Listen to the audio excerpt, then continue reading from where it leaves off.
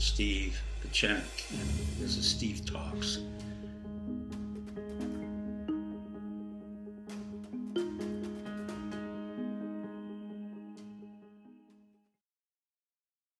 Hi, this is Dr. Pachenik and Steve Talks. Today I want to talk about an article that appeared in the New York Times recently by a gentleman named Nasser. It referred to the increase of anti-Semitism in France.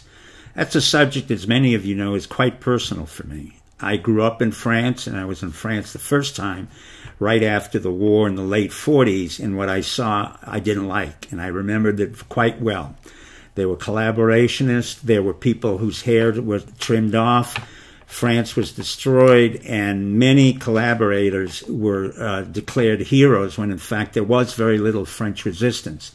De Gaulle created Jean Moulin. There wasn't really any Jean Moulin. It was the Communist Party that was anti-fascist. But now what's happening is there's only 500,000 Jews left in Paris, in the 17th arrondissement. But 40% of all the crimes committed by Muslims are occurring against 1% of the population of France. That means the Jews. The Jews represent only now 1%. And what happened, thanks to Macron, thanks to socialism, and thanks to the fact that France lives in a hypocritical concept of equality, the Jews have been persecuted not only between the 1930s, during the German occupation, after the German occupation, but they're now persecuted once again by the Muslims and by the French government that refuses to intercede and say once and for all, enough anti-Semitism. Here's what's happening. 50,000 Jews are leaving per year. They're going to Israel, and they said enough to France. This was not a country that either served me or saved me from the anti-Muslim, anti-Jewish experience and the pro-Muslim increase in attitude. There's another issue that hasn't been dealt with by Macron, and that is the fact that he will not admit to the examination of the 1994 genocide of the Rwandans. The French were instrumental in the killing and massacre of 1 million Rwandans. It was Mitterrand, his generals, the mercenaries involved who supplied the machine guns, supplied the guns, and even the Catholic priests. And all of them were involved in the massacre of Rwanda. Macron has been informed about it repeatedly.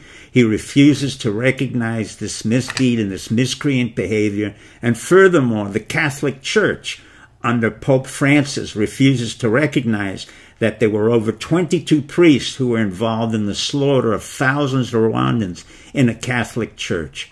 So once again, we have the hypocrisy of the Catholic Church.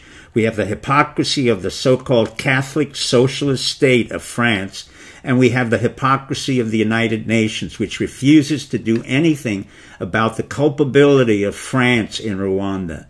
Lest you think France only had anti-Semitism or anti-Rwandan feelings, I also want to remind you, France had occupied Vietnam for over 100 years and slaughtered and tortured hundreds of thousands of Vietnamese.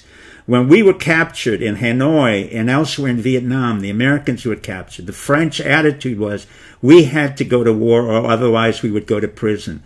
But the Hanoi attitude towards the French was this was different. The French were miscreant, they were nasty, and they were brutal to the Vietnamese. Lest you think it's only Vietnam and Rwanda, let me remind you about Cambodia, where the French had trained Pol Pot to be a French teacher. I, in turn, had to come back into Cambodia and try to get rid of Pol Pot, which we did, as well as disarm thousands and hundreds of thousands of Khmer Rouge. Let me end by a quote that General de Gaulle and President de Gaulle said about France. If France is to remain France, it must be great. And let me add, in order for France to be great or even good, it has to admit to its culpability against the Jews, against the Vietnamese, against Rwanda, and against many other countries. Good night and good luck. Hi, this is Dr. Steve Pachenik, and this is Steve Talks.